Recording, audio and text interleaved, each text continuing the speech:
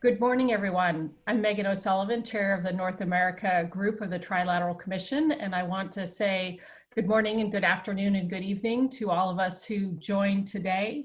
It's a pleasure to have you with us, and I particularly want to thank our speakers, Dr. Anthony Fauci and Juliet Kayyem, who were very grateful for their time this morning. As this group may know, we had intended to have this conversation live as part of our global plenary meeting back in March. So this is a bit delayed, but of course it's more relevant than ever. I'm very happy that we could recreate this conversation here. I'd like to hand it over to Richard Fontaine, the North America Executive Director of the Trilateral Commission, to do some brief introductions, and then we'll get right down to business so we can hear from our special guest, Dr. Fauci. Thanks very much. Thanks, Megan. And let me just take 1 minute to introduce Dr. Fauci here. Amid this global pandemic, and it's changed all of our countries so profoundly, we're really privileged to have Dr. Anthony Fauci with us this morning, Washington time, and in the evening and in the afternoon for other times. Dr. Fauci is America's top infectious disease specialist. He's playing a central role in the fight against COVID-19. Since 1984, Dr. Fauci has directed the National Institute of Allergy and Infectious Diseases. He's advised 6 U.S. presidents on domestic and global health issues, and his awards include the Presidential Medal of Freedom, the highest honor given to a civilian by the President of the United States, and he's received some 45 honorary doctoral degrees. There's literally no one better placed to speak to the Trilateral Commission about the global pandemic than Dr. Anthony Fauci. Joining him in conversation will be Juliet Kayyem, a member of the commission and a lecturer at Harvard University. Juliet served in government as Assistant Secretary of Homeland Security, among other positions, and she's written extensively on the pandemic and the response to it. So thanks to Dr. Fauci and to Juliet for joining us today. In just a second, I'll turn it over to Juliet to begin the conversation. Before I do, let me just remind folks there'll be a Q&A session after the fireside chat portion of the conversation. If you'd like to ask a question, please virtually raise your hand, go down to that participants tab at the bottom of the Zoom page. You'll open up a list of participants. That'll let you then choose the raise hand function. And the session this morning will go till 8:45 a.m. Washington time, and then we'll let Dr. Fauci get back to his critical work. And so with that, let me turn things over to Juliet Kayyem and Dr. Anthony Fauci. And thanks to both of you. Thank you so much. And thank you everyone for joining us this morning. Dr. Fauci, I think on behalf of the Trilateral Commission, I want to thank you for your time this morning. And we will cut to the chase. I will do questions with you till about 8:25 and then open it up to the group with a hard stop, if we didn't say it before, at 8:45 for you and to get to your important work. I want to start, it's a new morning, so I want to start with hope. I'm going to focus on the United States first, although I do want to head to the international aspects of a global pandemic. The numbers, as you have said, are not where you want them to be, and we are looking at some states that are in trouble. And I wanted to ask what gives you hope right now, seeing the numbers that you see? Do we need a reset or a restart in the United States, and what would that look like? Well, I mean, the thing that gives me hope is also the thing that frustrates me, Juliet, because we know both from other countries as well as in certain sections and regions of our own country that if you do certain things, certain public health actions, things can turn around and or you can prevent them from surging. And they are things that are not necessarily complete shutdown and shelter in place. It means certain fundamental things like universal wearing of masks, keeping a distance, 6 feet arbitrary, more if possible, avoiding crowds, making sure that you do things more outdoors than indoors, and washing hands and don't congregate in places like bars. That seems really simple. The trouble is, what's happened in the United States is that we got hit very hard, obviously. Some of you may remember in the early parts of the outbreak, the northeastern part of the country, the metropolitan area, New York, had more than half of the cases, hospitalizations, and deaths just in that. They got hit bad, they came back down, and right now they're doing well. But what happened, which is something we really need when we do a reset, as you say, we've got to pay attention to that. Because if you look at the numbers in the United States compared to several Asian and European countries that went up and then came down to a really good low baseline, so that when they started to try and reopen and regain the economy, they did have cases, but they were able to at least not have them turn into surges. Everybody knows now, because it's been all over the international news, when we went up, we came down to a baseline that were 20,000 cases per day, which is completely unacceptable, because that's community spread. That's not little mini outbreaks that you can handle. So when certain states started to try and reopen, we did it, quite frankly, you have to be honest, in somewhat of a disjointed way. Some states opened too soon, some opened the right way, but the people in the state didn't pay any attention. All you need to do is look at the news at night. You see people at bars and congregating. So what happened is that we went up from 20,000 as a baseline to 30, 40, 50, 60, and then 70. So now we're turning around, coming back down to 40 and 50. The thing that, as I said, sort of like paradox, the thing that gives me hope is that I know if we do these things, you can bring it down. But the thing that frustrates me is that what we're seeing in other states in the United States, the Midwestern states, is that little bit of an uptick of percent positive, which is a surefire predictor that you're going to get a surge. So unless we all pull together as a country, as disparate and as diversified as we are, we're going to keep doing this up and down. And that is not good, because that's going to get in the way of carefully opening the economy. And it's certainly going to cause problems with schools, which we're facing right now. So if we know what we need to know to do a lot against the virus, right? Of course, there's a vaccine, which we'll talk about later. So then this seems to me, at least in the United States, but we see it in other countries, a challenge of execution. And whether it's because, because our Constitution and we have governors and we have a sort of governance structure that makes it difficult. But I know you probably can't narrow it down, but I'm going to ask you if there are 3 things that you can implement nationally. What would they be that would get us maybe 95% of the way there as we figure out how to live with the virus for the time being? Yeah, Juliet, apart from what you said, the interventions such as vaccines and good therapeutics, if I could implement a uniform response that's consistent, as you, I think, hinted. Yes. we have a very interesting way of government. I mean, the beauty of the federalist approach, the states do what they want to do, sort of is sort of immersed in our founding as a nation of independence. And yes, we have a central government, but the states can do what they want to do. I mean, there's a beauty to that, and that's one of the reasons why we're great. But when you have to pull together in a situation in a uniform way, then that really works against us. So if I were to have 3 things, it would be all 3 of those one. Let's do it in a uniform way. And the other thing that it would be, but this is something that certainly I don't have any control over, the worst thing you could do when you have an outbreak or a challenge to your nation that requires a unified approach is to have political divisiveness. And I mean, you don't need to be a political scholar to figure out that that's going on in spades in this country. And that should not be. We should be able to pull all at once, because when you have an outbreak, the nature of an infectious disease is that if you don't uniformly dampen it down, any part of this links in a chain that are not doing it, then the chain breaks. I mean, you can't have 75% of people doing it correctly. And it's sort of like putting out 75% of a fire. You haven't really put out the fire. If you really want to get control, everybody's got to do it uniformly and consistently. And you can do that without necessarily destroying the economy or getting rampant unemployment. You can do it in a measured way.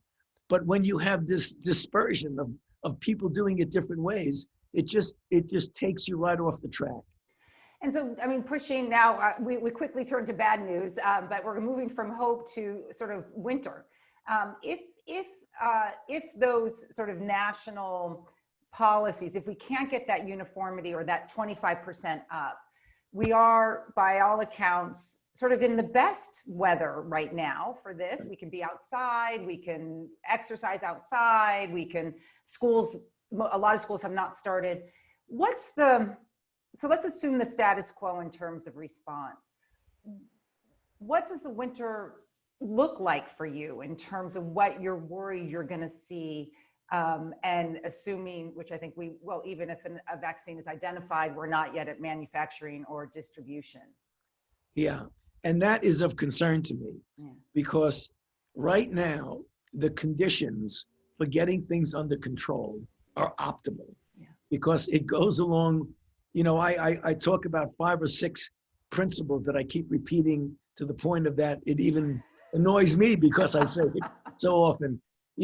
Things like uniform wearing of masks, physical distance, avoiding crowds, being in a situation where you can, essentially have access to things like washing hands, doing things like that, staying away from bars.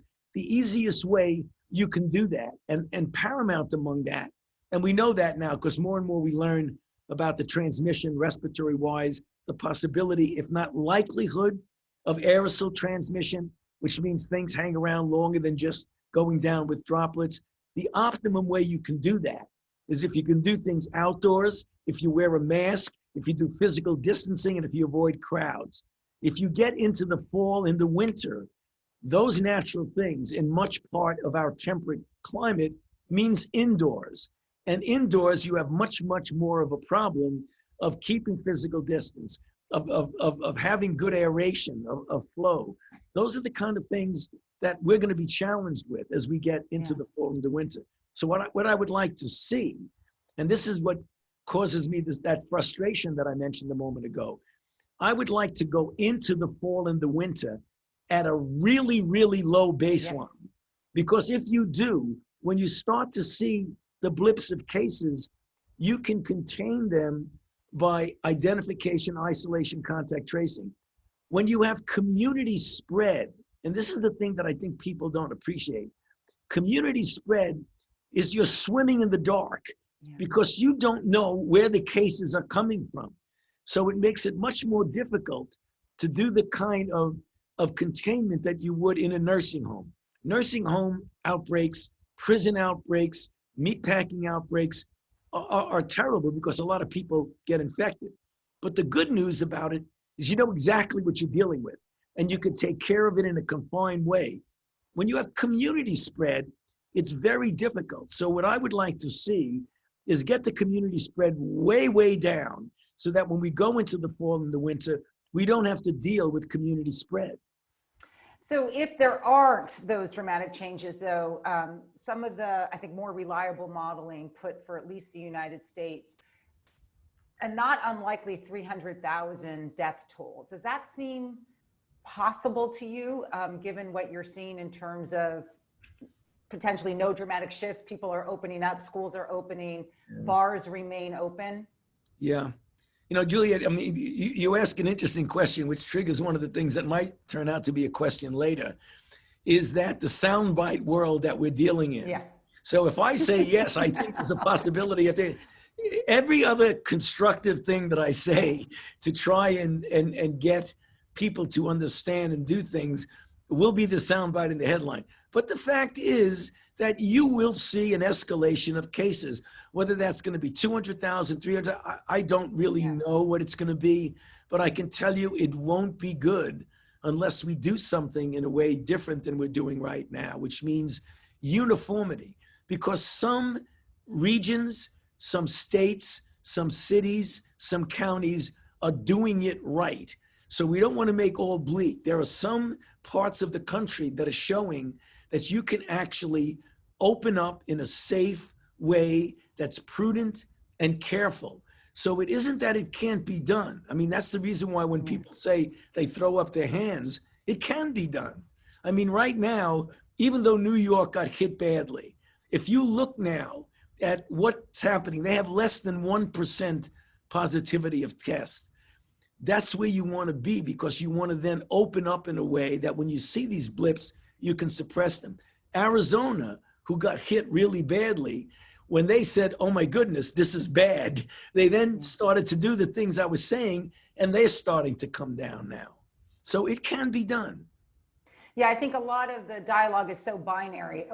I have kids in school, open schools or close them, rather than how do we adapt to opening them? Because for people who don't follow this, who don't follow Dr. Fauci as much as I do, I mean, I think close to 30 states have under 0.1. I mean, that's actually not bad. I mean, there are places.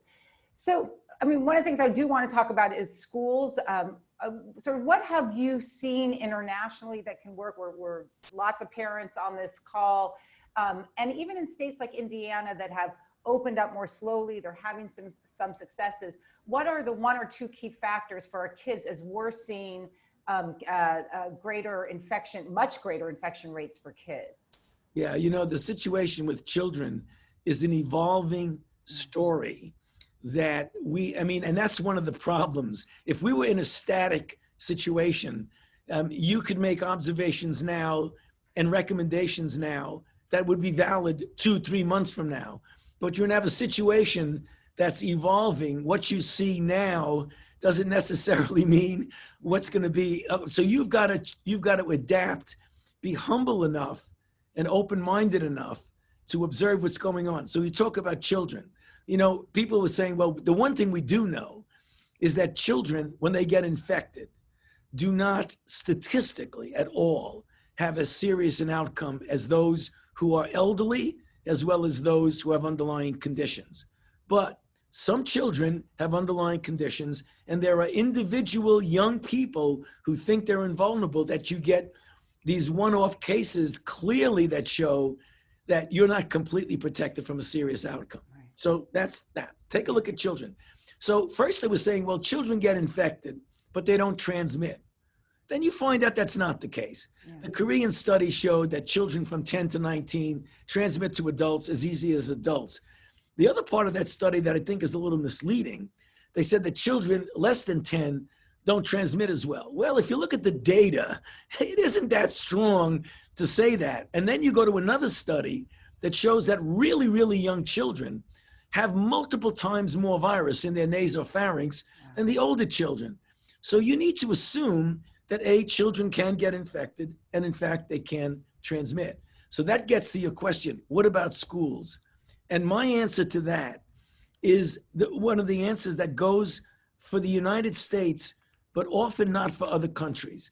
We're a very large country. Yeah. We're very diverse geographically, demographically, and with the amount of infections we have. So if you have a situation where you're really in a green state or region, everybody knows green, less than 5%, yellow, 5 to 10, red, greater than 10% positivity. If you're in a green zone, likely you could get schools open without any real issue. You're going to get children that will get infected. You'll be able to figure out a way to pull them out, test the others to keep going.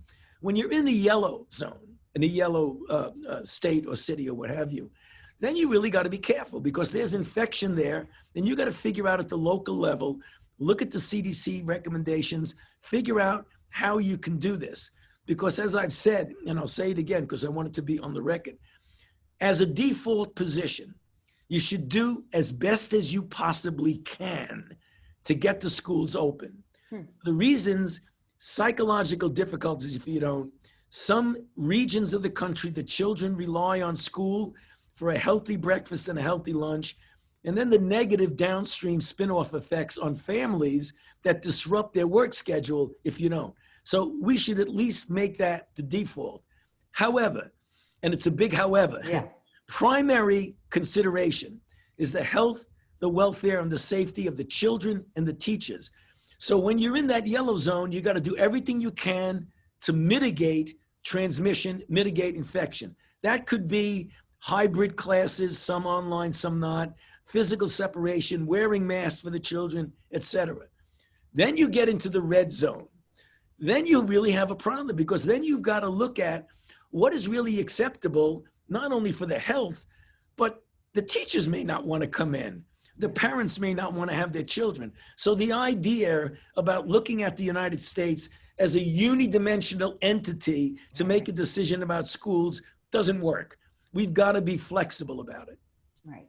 So I appreciate that, being from Massachusetts, because we're going to hopefully open up. But I wanted to maybe move forward a little bit, because there's lots of questions already forming to the race for the vaccine, the effort. You like with treatments, you seem very positive about the potential for a vaccine with lots of caveats. And so I wanted to ask you what those caveats are. Second, are you confident in the United States' ability to distribute it in terms of who should be first, second, third, and getting it there? And then finally, on this vaccine, question is, tell us and the public, how long will it be like this, though? I mean, in other words, should we brace for another year? Should we, in terms of what this adaptation, as you described, what this adaptation phase looks like until the vaccine? Okay, so I'll try to give you succinct answers to all of those, because they're all very important questions. So with regard to a vaccine, is that I have said, first of all, the one thing everybody's got to understand, when you're dealing with a vaccine, and they don't hear this, they hear parts of what you say. Yeah. When you're dealing with a vaccine, there's never any guarantee that you're going to have a vaccine that's safe and effective enough to have an impact. I have said, and I'll say it again, that I'm cautiously optimistic that we will get to that point, and I will give you a range of when. We will get to that point. And the reason I say that is because the response to natural infection clears. Most people who get infected with this virus clear it well. Some get into real serious trouble and die, but most clear it well. So having said that, if you look at the phase 1 studies, the early studies in which we gave the vaccine to individuals, they induced a response that was equivalent to, or in some cases better than, the natural infection convalescent plasma that we know people cleared. So that's a good sign. It's not a guarantee, but it's a good sign. So where are we at now? In the United States, we have about 6 candidates that take different approaches to vaccines. All of them are moving along. At least 2 of them that we're involved with, directly or indirectly, started phase 3 trial a week and a half ago on July 27th. So that means that we're going to give the vaccine to 30,000 people, actually not the vaccine. 15,000 will get a placebo, 15,000 will get the vaccine. And then you observe whether or not it protects. That usually takes a few months. So you give a prime, 28 days later a boost, you get people enrolled. So sometime towards the end of this calendar year, it is likely, without a guarantee, but likely that we will know whether the vaccine is safe and whether it's effective. And I underscore safety because there are situations where vaccines sometimes paradoxically can actually make things worse. So you really got to test it in a considerable number of people. So if we do get that vaccine by the end of the year, the government has made a risk investment in already starting to manufacture doses before we even know it works, which means that you're going to save a lot of time rather than having to wait. So sometime as we get into 2021, we should start seeing substantial number of doses available. Now, that again, if that works, which I believe we have a good chance of that, combination of public health measures with a vaccine that's reasonably good, by the time we get around through 2021, we can start having some form of normality. Maybe not exactly the way it was, but certainly different than what we're doing right now. And I know one question people ask, and I see it was one of your questions. Well, you know, the Russians say they already have a vaccine. They don't, I mean, I have 6 vaccines, but I don't want to give it to anybody until I prove that it's safe and that it's effective. So if you say you have a vaccine that you want to give to people that you don't know if it's safe and you don't know that it's effective, That's really problematic. So I think people get confused. I get asked all that time, hey, the Russians and the Chinese have a vaccine. Why don't we have it? Well, they haven't really tested it yet. Yeah. They have it, but they haven't tested it yet. Yeah, your daughter is safe, or your daughters are safe. You're not going to test it on them like Putin Yes. did. Right. I'm going to end with a question that I hope you don't mind me asking, but you did open up with politics and the noise. One of the interesting polls, repeated several times here in the United States, that is despite all the noise, the American public does seem to be getting it. 80% on terms of masking, 70 to 80% listening to you, Dr. Fauci, and other doctors that in terms of their public health recommendations. But there's lots of megaphones and lots of differing voices and lots of controversy, which will probably only get worse as we head to November here in the United States. So I'm going to end and ask you, and you've had threats against you and your family, like, how are you? Like, in other words, how are you thinking about the year ahead? Well, this is what I do. I mean, this is the life I've chosen. I'm an infectious disease physician. I've been involved in every outbreak that we've had, from HIV to the anthrax attacks to pandemic flu to Ebola to Zika to all that. So, I mean, I focus like a laser beam on what I need to do. Again, I mean, not that that's a big deal, but that's what I do. So I look upon it as that I don't rest until we get this under control. And that's what I'm going to do. I don't get distracted by all that other stuff. And there really is a lot of distraction, death threats to my life and harassing my children, harassing my wife. It's like, it's kind of crazy. Yeah. But again, I try to phase that out. I phase out the other stuff, the celebrity stuff, which, I don't even pay any attention to that. And I don't pay any attention to the other stuff. Yeah. The thing that's unfortunate is that historically, we as a nation, when we pull together, really together, and I'm a bit of a history buff. Yeah. I mean, if you look at what happened with 9/11, we were all unified. If you look at World War II, I mean, we were all unified. I mean, we have something equivalent to a war, and we're fighting with each other. I mean, that doesn't work. Well, Dr. Fauci, thank you so much for your time in these questions and answers. I can't even keep track of the number of people who want to speak to you. We had teed up someone who did have to get off. If Richard Falkenrath is still on, he got called to something. Yep. Oh, great. Wonderful. Thanks for sticking around, Richard. Tony, it's great to see you again after so long, and to continue to see you and all that you're doing. A question that comes from the experience that I had watching you work during the Bush administration was the maintenance of public trust in navigating through these really scary and difficult, scientifically uncertain times. And what are the key elements, in your opinion, of how political leadership maintains trust of the public in delivering hard and scary messages in conditions of uncertainty, including about their own safety? And how do you restore it once it's lost? Yeah, Richard, by the way, speaking of the anthrax attack, it's great to see. Richard was indispensable to us back then. Thank you, Richard.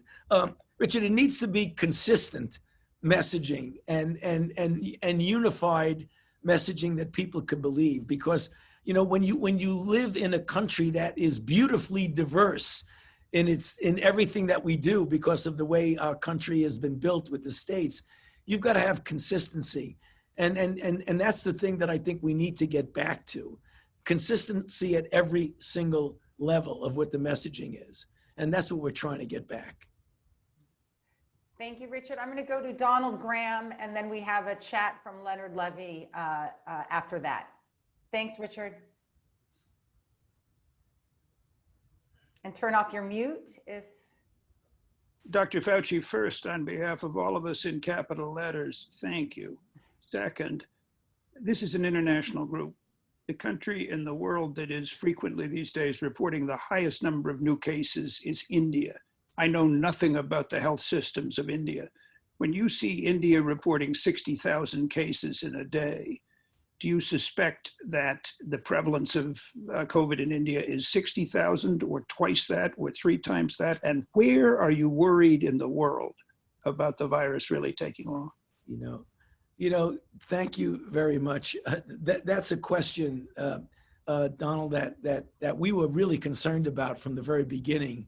And when we got on our WHO calls and we were talking about what was going on in Europe and in the United States, we were really focusing on, we don't know what's going to be happening in countries like India, other Asian countries, Southern Africa.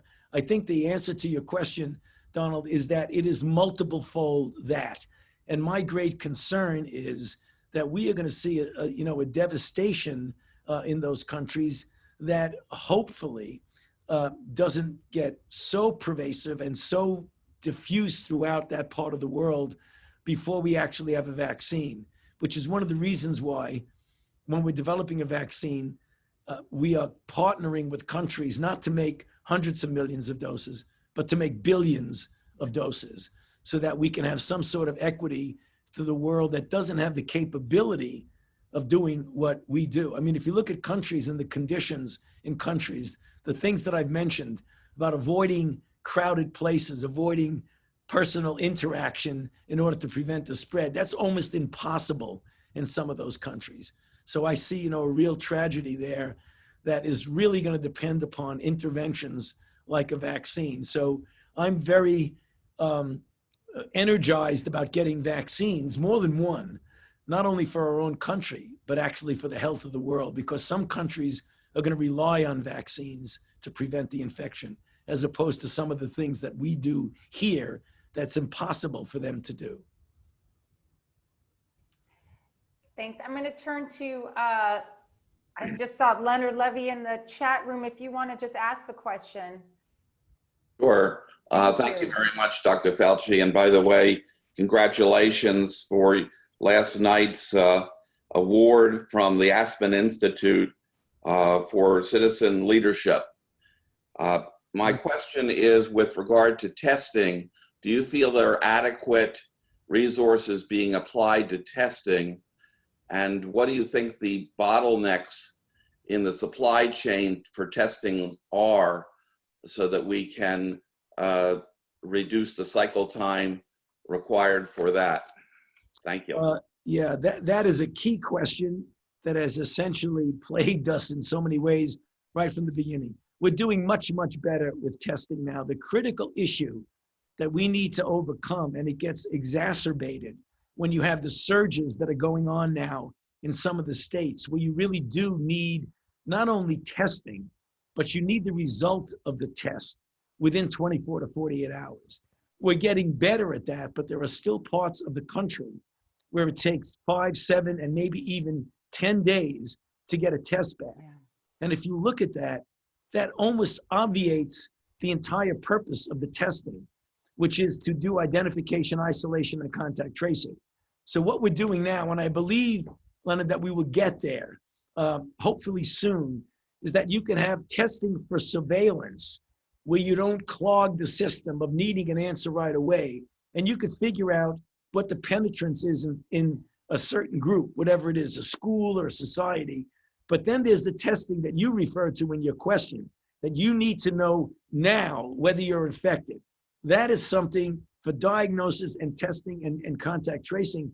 We've got to get that down to 24 hours because it's too far.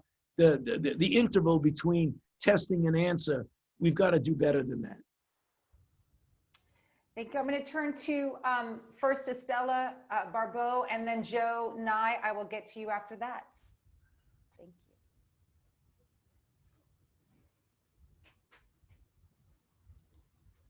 Estella? We're not hearing you. Sorry. That's okay. First of all, thank you so much. I'm very honored to be here with Dr. Fauci. And I would like to ask what you know in this moment about transmission from the pregnant mother to the babies to born. What are your actual knowledge? Yeah. And the second question is, how good are the tests, the ones for immunity that people are doing about the immunity system? Can we trust in those, or which one are the better tests? What can you share with us? Thank you so much. You're welcome. Two very important questions. we are still learning right now of whether there is vertical transmission from a mother to a baby. We believe in a study that came out of Milano that was presented just about a month or so ago that it clearly can occur, but it appears that it does not affect the baby at all very well. There were only a couple of cases, but it was interesting. They followed them in a clinic in Milan and found that pregnant women who were infected could vertically transmit, not regularly. So it isn't something that occurs often, but it can occur rarely. But in the couple of cases that it did, the baby obviously quickly cleared the virus and had indication of immunity. However, having said that, we have to be careful because we still need to learn a lot more about that. So that's not the definitive statement, it's a preliminary observation. The next thing is antibody. When you get infected and recover, most of the time you get antibodies that indicate that you now have cleared the virus and that you likely are protected from reinfection for a finite period of time. Two things about the antibody test. Many of them are inaccurate and not sensitive. So if you're going to get an antibody test, you want to make sure it's validated by the regulatory authority in your country. In the United States, the two validators are the FDA and the NIH, but sometimes tests go out that are not particularly valid, so be careful. The important part about antibody is that we do not know how long the antibodies last because we're only 6-7 months into this outbreak. So it could be that when you get infected and you recover, the antibodies last maybe a few months or maybe several months or maybe longer. We're still learning that, so you can't make any definitive statement about that. Thank you. Thank you. Joe Nye, I'm going to turn to you now. Thank you, Dr. Fauci. Imagine that we have a new president in 2021, and we also have the early stages of vaccine, you said. Suppose that president announced that he wished to reserve 20% of our vaccine doses for delivery to the poorest countries, and particularly to first responders and health providers in those countries. Is that feasible? Would you use something like Gavi or CEPI, or would you use the World Health Organization, or would you start a totally new program? What do we do about the poor countries? Joe, that's a great question. I'm glad someone asked that because that is something that we always get confronted with appropriately when you have an outbreak in which there isn't equitable capability of distributing equitably. The answer is, I believe, and I think it's going to happen, that we are already going to go through the groups that you mentioned, mostly Gavi. In other words, make an investment to really develop billions of doses, not tens of millions of doses, so that we can do just what you say. And in fact, as part of the commitment that the government has made to help to de-risk what these companies do, because they're not that willing to take a major risk in something that may not turn out well, is to already do things like make arrangements for the production of hundreds of millions of doses. And the reason, Joe, I like the idea that there are multiple companies involved, that when you have multiple companies, you have multiple capabilities of using their assets to make billions of doses instead of what we generally do with flu, which, we never really have enough flu vaccine to get to everybody. This is different. So I would hope, and I would strongly recommend to anybody, doesn't matter who the president is, that we need to be part of a global effort to make sure that we take care of the rest of the world, in addition to our own country, obviously. Thank you. Thank you, Joe. The last question will go to Nobu Tanaka, and then we will close it out and get you out in time. Thank you very much, Dr. Fauci. It's a very great honor to ask a question to you. It's somewhat related to what Joe Nye asked. Do you think that current, is there good collaboration or international cooperation is happening in fighting with COVID-19? And this could be a good example or symptom for further tackling the global issue like climate change or whatever the case is. So do you think, are you sure that global collaboration or cooperation among countries, among scientists are going right direction? Yeah, yes, I do feel that way. In fact, we have a WHO-sponsored call every week in which we have countless people on the phone who give an indication in real time on what's going on in their country. We exchange information. We talk about it both at the public health level and at the scientific level, because in reality, putting aside all the divisiveness that I was talking about, the scientific community is very much interconnected at virtually every single country. I mean, for so many beautiful reasons, because we train people there, they train people here. So when I get on the phone and I'm talking to someone, be they in Italy, in Germany, or even in China or Russia, these are people that we know. We know them from scientific meetings. We know them because we have fellows in our lab from their country. So it really is rather good collaboration. That's certainly good to hear. Dr. Fauci, we have promised you 8:45 and we're going to get you 8:44. I want to thank you so much for your time this morning and time with us, and your commitment and your ability to focus in the days, weeks, and months ahead. I'm going to turn to Megan for the closeout now. Thank you, Juliet. Appreciate it. Thank you. Great. Juliet, thank you for a great interview. And Dr. Fauci, I just want to thank you on behalf of the entire commission for spending time with us today, and to thank you for your service to our country and to humanity as a whole, to wish you luck in everything that you're doing going forward, and to let you know that we're all relying on you. So thank you for pledging not to rest until we're all safe and out of this. And again, we wish you well and have a good day. Thanks to everybody for joining today. Thank you. Thank you. Thank you for having me. Thank you very much.